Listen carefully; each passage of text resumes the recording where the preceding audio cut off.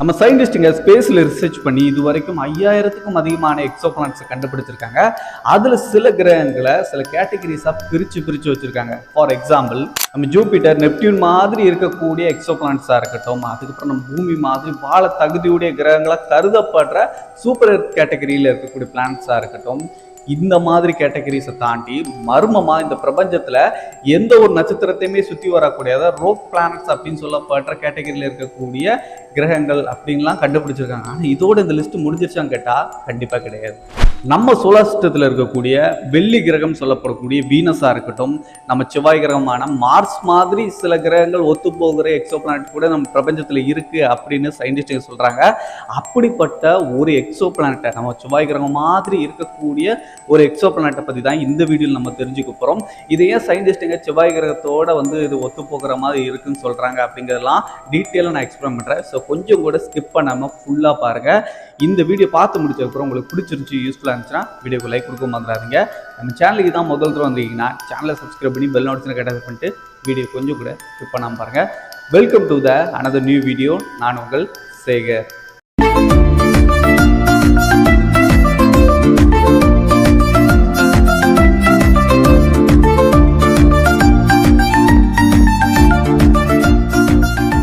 நாசாவுடைய Kepler space டெலஸ்கோப்பை பயன்படுத்தி Kepler machine அப்படிங்கிற ஒரு திட்டத்தை நாசா தொடங்கினாங்க. 2014 சுமார் பூமியிலிருந்து 218 ஒளியாண்டுகள் தொலைவில் இருக்கக்கூடிய லைரா விண்மீன் தொகுதியில் ஒரு நட்சத்திரம் அப்படிங்கிறது கண்டுபிடிக்கப்படுது.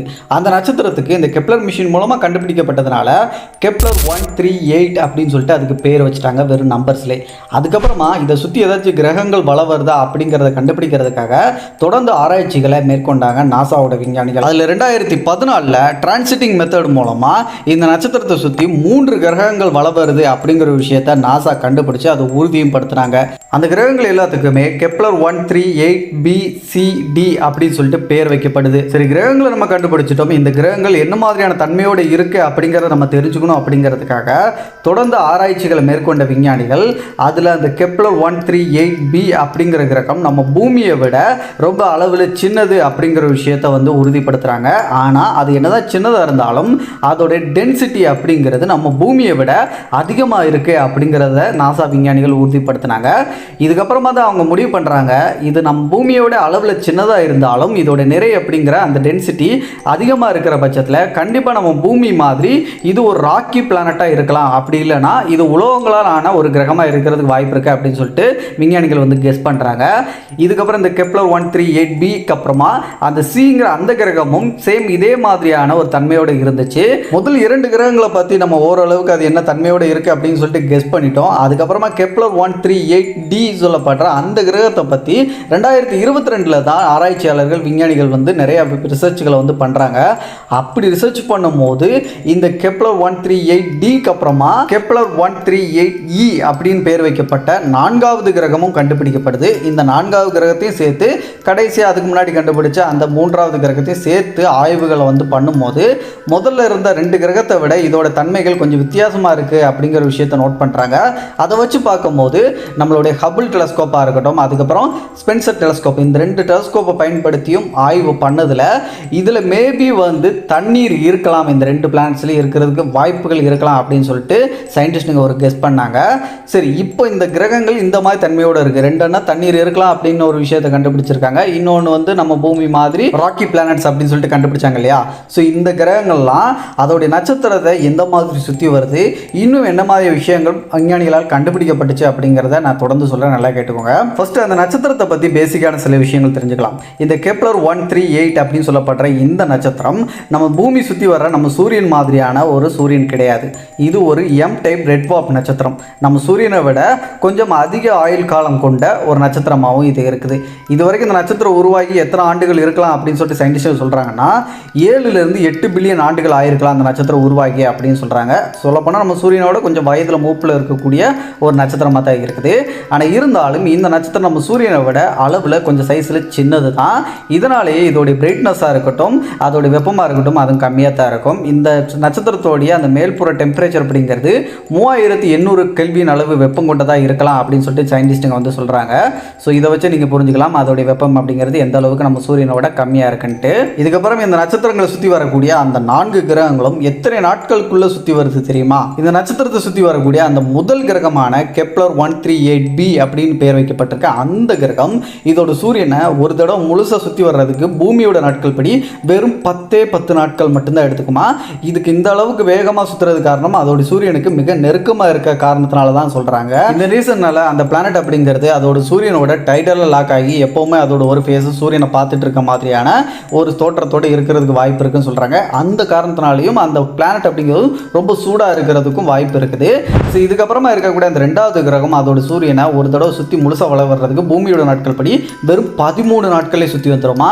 இந்த 2 கிரகங்களே இவ்வளோ நாட்களில் சுற்றி வருதுன்னா அப்போ மிச்சம் இருக்கக்கூடிய 2 கிரகங்கள் எவ்வளோ நாட்களில் சுற்றி வரும்னு நீங்கள் நினைப்பீங்க. இதுக்கான ஆன்சர் மிச்சம் இருக்கக்கூடிய 2 கிரகங்களில் நம்ம 3ஆவதாக கண்டுபிடிச்ச அந்த கிரகம் இதோட சூரியனை வெறும் பூமியோட நாட்கள் படி 23 நாட்களே சுற்றி வந்துடும். அதுக்கப்புறம் ஃபைனலாக இருக்கக்கூடிய 4வது கிரகம் அதோடைய நட்சத்திரத்தை பூமியோட நாட்கள் படி 38 பூமி நாட்களில் முழுசாக சுற்றி வளம் வந்துடுமா. இதை வச்சு பார்க்கும்போது இந்த ஸ்டார் சிஸ்டத்தில் இருக்கக்கூடிய எல்லா பிளானட்டுகளுமே அதோட சூரியனை ரொம்ப வேகமாக சுற்றி வந்துட்டு இருக்கு. அது மட்டும் இல்லாமல் இந்த பிளானட்டில் எந்த பிளானட்டில் போய் நீங்கள் இருந்தாலும் 10 நாட்களுக்கு ஒருக்க, 23 நாட்களுக்கு ஒருக்க, 13 நாட்களுக்கு ஒருக்க, 38 நாட்களுக்கு ஒருக்கன்னு உங்களோட பர்த்டே கொண்டாடுற மாதிரி தான் இருக்கும். இந்த சூரிய குடும்பத்தை பற்றி விஞ்ஞானிகள் சொல்லக்கூடிய ஒரு இன்ட்ரெஸ்டிங்கான ஒரு விஷயம் என்ன தெரியுமா? நம்ம சூரிய குடும்பத்தில் இருக்கக்கூடிய பூமி மாதிரி ஒரு ராக்கி பிளானட்டாக என்னதான் இந்த கெப்லர் 138 அப்படிங்கிற இந்த சூரிய குடும்பத்தோடைய முதல் கிரகமாக இருக்கக்கூடிய அந்த கிரகம் இருந்தாலும் இது பூமி மாதிரி இருக்கக்கூடிய ஒரு கிரகம் அப்படின்னு சொல்லிட்டு சயின்டிஸ்ட்டுங்க அந்த ஒரு விஷயத்தை மட்டும் பார்க்கறது கிடையாது. ராக்கி பிளானட்டாக இருக்கிறதுனால இன்னொரு பிளானட்டோட சேர்த்தும் கம்பேர் பண்ணுறாங்க. நம்ம சோலார் சிஸ்டத்தில் இருக்கக்கூடிய ஒரு பிளானட்டை தான். அது எந்த பிளானட்ப்பா அப்படின்னு கேட்டிங்கன்னா நம்ம சோலார் சிஸ்டத்தில் ஃபியூச்சரில் நம்ம வாழப்போகிற கிரகமாக கருதப்படுற மார்ஸ் பிளானட் சொல்லப்படுற செவ்வாய் கிரகம் மாதிரியான ஒரு பிளானட் தான் இந்த கெப்லர் 138bங்கிற இந்த எக்ஸோ பிளானட் இருக்கலாம் அப்படின்னு சொல்கிறாங்க. எதை வச்சுப்பா அப்படின்னு கேட்டிங்கன்னா இது நம்ம பூமியோட சைஸை விட கம்மியாக தான் இருக்குது அந்த எக்ஸோ பிளானட்டோட சைஸ் அப்படிங்கிறது. ஆனால் நிறையில் ஒத்து போகுது அண்ட் ஒரு ராக்கி பிளானட்டாக இருக்குது. அதே மாதிரி நம்ம சோலார் சிஸ்டத்தில் பூமியை விட அளவில் சின்னதாகவும் ஒரு ராக்கி பிளானட்டாக இருக்கக்கூடிய ஒரு டெரஸ்ட்ரியல் பிளானட்டாக இருக்கக்கூடிய ஒரு பிளானட் தான் நம்ம செவ்வாய் கிரகம். ஸோ செவ்வாய் கிரகத்தோட சைஸுக்கு கொஞ்சம் ஈக்குவலாக இந்த பிளானட்டோட சைஸ் எக்ஸோ பிளானட்டோட சைஸ் இருக்கிறதுனால இது நம்ம பூமி மாதிரின்னு சொல்கிறத விட மார்ஸோடைய ட்வின் அப்படின்னு சொன்னாலே ரொம்ப கரெக்டாக இருக்கும் அப்படின்னு சொல்லிட்டு சயின்டிஸ்ட்டுங்க நினைக்கிறாங்க. ஸோ அதனால் இன்றைக்கு வரைக்கும் பூமி மாதிரி இருக்கக்கூடிய கிரகம் தான், பட் இருந்தாலும் மார்ஸோடு இதை கம்பேர் பண்ணிக்கலாம்ப்பா அப்படின்னு சொல்கிறாங்க. அப்போ சிம்பிளாக மார்ஸ் பிளானட்டோடைய தங்கச்சி தம்பி அப்படின்னு கூட இந்த பிளானட்டை சொல்லலாம். அப்படி பார்த்தா இதை மார்ஸோட ஒரு கம்பேர் பண்ணால் இந்த பிளானட்டுக்கும் மார்ஸுக்கும் என்னென்ன டிஃப்ரென்ஸ் வரும் அப்படிங்கிறத நீங்கள் கேட்கணும்னு நினைப்பீங்க. ஸோ அதை நான் டீட்டெயிலாக இப்போ சொல்கிறேன். இப்போ நம்ம சூரிய குடும்பத்தில் இருக்கக்கூடிய நம்ம செவ்வாய் கிரகம் பார்க்குறதுக்கு சிகப்பு நிறத்தில் இருக்குது. ஆனால் இந்த எக்ஸோ பிளானட் பார்க்குறதுக்கு சிகப்பு நிறத்தில் செவ்வாய் கிரகம் மாதிரி இருக்குமான்னு கேட்டிங்கன்னா கண்டிப்பாக அதுக்கு வாய்ப்பே கிடையாது. ஏன்னா நம்ம செவ்வாய் கிரகம் எதனால் சிவப்பாக இருக்குது அப்படின்னு சொல்லிட்டு ஆல்ரெடி நம்ம சேனலில் ஒரு வீடியோ போட்டிருக்கோம். பார்க்காதவங்க மேலே ஐக்கன் லிங்க் கொடுக்குறேன், அதை டீட்டெயிலாக பார்த்து தெரிஞ்சுக்கோங்க. சரி, இப்போ இந்த எக்ஸோ பிளானட் பார்க்குறதுக்கு என்ன மாதிரி இருக்கலாம் அப்படின்னு சொல்கிறாங்கன்னா இப்போதைக்கு சயின்டிஸ்ட்கள் கெஸ் செய்யப்பட்டிருக்கிறது அது ஒரு மேபி அதோட சூரியனோட டைட்டலில் லாக் ஆகிருக்கிறதுனால ஒரு பக்கம் ரொம்ப சூடாக இருக்கும் இல்லையா. ஸோ அந்த பகுதி மேபி கொஞ்சம் ப்ரௌனாக இருக்கிறதுக்கு வாய்ப்பு இருக்குன்னு சொல்கிறாங்க. மிச்சம் இருக்கக்கூடிய பகுதி இருளில் இருக்கிறதுனால நம்மளுக்கு எப்படி இருக்குன்னு சொல்லிட்டு தெரியல. இதை தாண்டி அட்மாஸ்பியர் அப்படின்னு எடுத்துக்கிட்டால் நம்ம செவ்வாய் கிரகத்தில் அட்மாஸ்பியர் இல்லைன்னு நிறைய பேர் நினச்சிட்டு இருக்கீங்க. ஆனால் செவ்வாய் கிரகத்துலேயும் அட்மாஸ்பியர் இருக்குது. அதில் கார்பன் டை ஆக்சைடு தான் அதிகமாக கலந்துருக்கு. அதுவும் நம்ம பூமி மாதிரியான அட்மாஸ்பியர் கிடையாது. கொஞ்சம் மைல்டூட்டான ஒரு தின்னான ஒரு அட்மாஸ்பியர் தான், கொஞ்சம் அடர்த்தி கம்மியான அட்மாஸ்பியராக தான் இருக்குது. ஆனால் இந்த எக்ஸோ பிளானட்டில் அட்மாஸ்பியர் இருக்கிறதுக்கான பாசிபிலிட்டிஸ் இப்போதைக்கு 100% கன்ஃபார்ம் பண்ண செய்யப்படல. ஆனால் மேபி அட்மாஸ்பியர் இருக்கலாம் அப்படின்னு சொல்லிட்டு சயின்டிஸ்ட் நம்புகிறாங்க.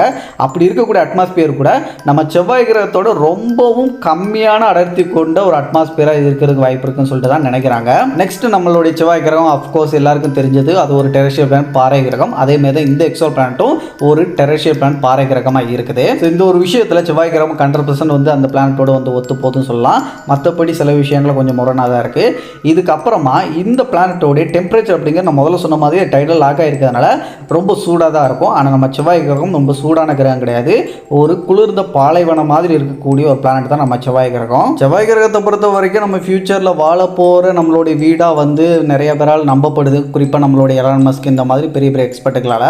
ஆனால் இந்த எக்ஸோ பிளானட் ஃபியூச்சரில் வாழ தகுதியுடைய கேட்டகரியில் இருக்கக்கூடிய ஒரு எக்ஸோ பிளானட்டாக கேட்டிங்கன்னா கண்டிப்பாக கிடையாது. பூமி மாதிரியும் செவ்வாய் கிரகத்தோட சைஸ் மாதிரி இருந்தாலும் ப்ளஸ் டெரஸ்ட்ரியல் பிளானட்டாக பாறை கிரகமாக இருந்தாலும் கூட இது அதோட சூரியனோட டைட்டலாக லாக் ஆகிருக்கிற பட்சத்தில் கண்டிப்பாக அங்கே உயிர்கள் வாழ்கிறதுக்கு வாய்ப்பே கிடையாது. ஏன்னா ரொம்ப சூடாக இருக்கும் எப்போவுமே சூரியனை ஃபேஸ் பண்ணிகிட்டு இருக்கக்கூடிய அந்த பகுதி அப்படிங்கிறது. ஸோ அங்கே உயிர்கள் உருவாகி வாழ்கிறதுக்கு வாய்ப்பே இல்லை.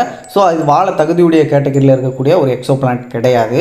இந்த எக்ஸோ பிளானட்டை பற்றி சயின்டிஸ்ட்டுங்க இப்போ வரைக்கும் சொல்கிறது இது பார்க்குறதுக்கு என்னதான் பூமி மாதிரி டெரஸ்ட்ரியல் பிளானட்டாக பாறை கிரகமாக இருந்தாலும் பூமியோட சைஸுக்கு ஈக்குவலாக உள்ள பெருசாகவும் இல்லாத பட்சத்தில் இது நம்ம செவ்வாய் கிரகத்தோட சைஸுக்கு ஆல்மோஸ்ட் ஈக்குவலாக இருக்கிறதுனாலையும் டென்சிட்டியில் கூட செவ்வாய் கிரகத்தோட கொஞ்சம் ஒத்து போகிற மாதிரி இருக்குது. ஸோ இந்த ரீசன்லாம் வச்சு மட்டும்தான் ட்வின் பிரதர் அப்படின்னு சொல்லிட்டு சயின்டிஸ்ட்டுங்க வந்து மென்ஷன் பண்ணுறதுக்கு காரணமாக இருக்குது. மற்றபடி நிறைய வித்தியாசங்கள் இருக்குங்க.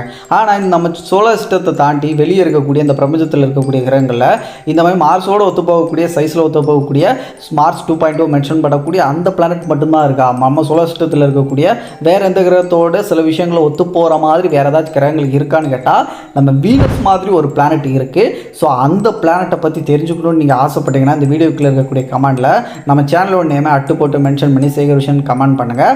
ப்ளஸ் வீனஸ் அப்படின்னு சொல்லிட்டு சேர்த்து மென்ஷன் பண்ணுங்கள். எத்தனை பேர் கமெண்ட் பண்ணுறீங்களோ அதை பொறுத்து கூடிய சீக்கிரத்தில் அந்த வீடியோ நான் மேக் பண்ணுறேன். அந்த வீடியோ மிஸ் பண்ணாமல் பார்க்குறதுக்கு நம்ம சேகர் விஷன் சேனல் என்ன கூட சப்ஸ்கிரைப் பண்ணால் ஜஸ்ட் சப்ஸ்கிரைப் பண்ணி பெல் நோட்டிஃபிகேஷனை கட்டாக பண்ணி வச்சுக்கிட்டு டெய்லி வரக்கூடிய வீடியோஸ் எல்லாத்தையும் மிஸ் பண்ணால் பாருங்கள். இந்த வீடியோ பிடிச்சிருந்துச்சு யூஸ்ஃபுல்லாக இருந்துச்சுன்னா வீடியோக்கு லைக் கொடுக்க மறந்துடாதீங்க. அடுத்த ஒரு வீடியோவில் நான் உங்களை சந்திக்கும் வரை நான் உங்கள் சேகர். Bye bye.